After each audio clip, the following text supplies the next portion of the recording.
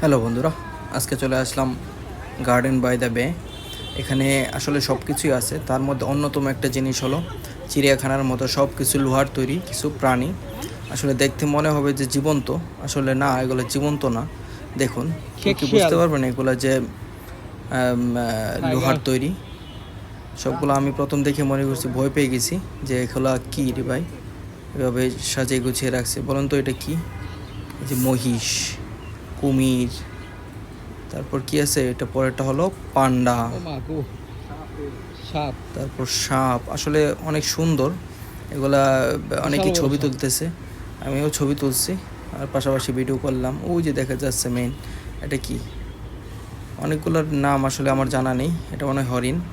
তারপর হাঙর, দেখুন অনেক সুন্দর, অনেক ব্যয়বহুল। চিতাবাঘ, হনুমান, অনেক সুন্দর সুন্দর তিমি মাছ দেখেন।